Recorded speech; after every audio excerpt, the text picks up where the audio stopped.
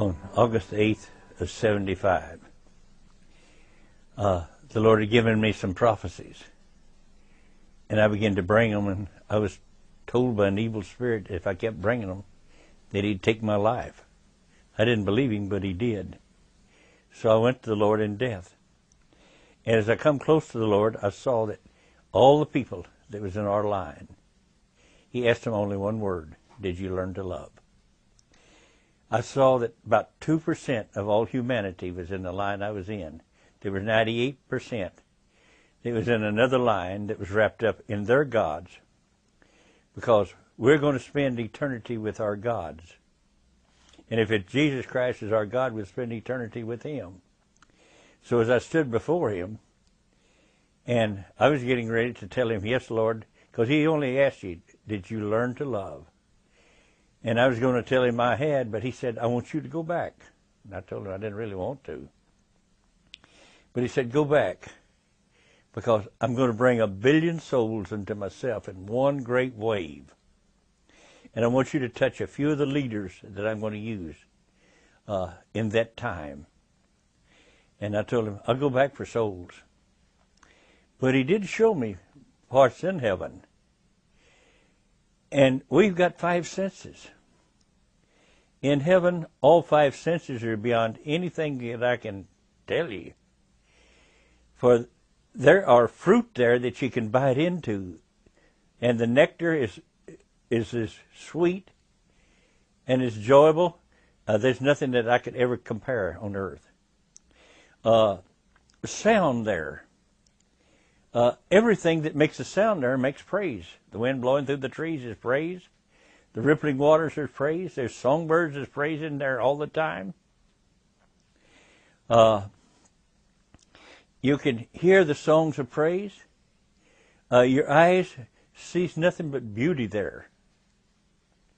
Your nose will smell fragrance. Your taste. And the feelings there were the greatest, because I felt so secure. I felt literally wrapped in love. I felt that I was asking the faceless man that stood beside me, what is this I feel? And he said, that is the love of God that surrounds you. I said, it's so white and it's so beautiful.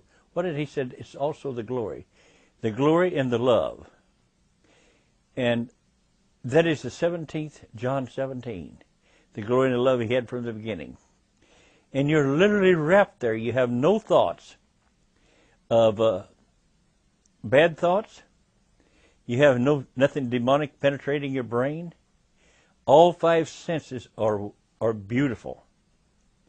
The sounds, the praise, and there you meet people and you know them without talking. And you can literally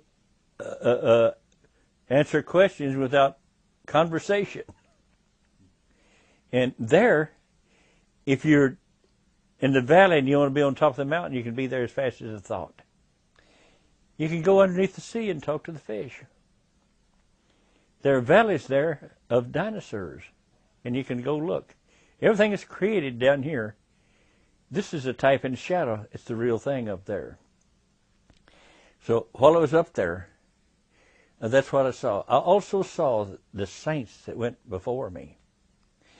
And some of them, like the Apostle Paul, I wanted to ask the question. And the Lord says, no, you don't get to ask the question. He gets to ask the first question. And I was saying, why? He said, because you're part of his testimony. And Paul's testimonies won't be finished until the last of the saints are saved. And his testimony didn't finish what he did. For our testimonies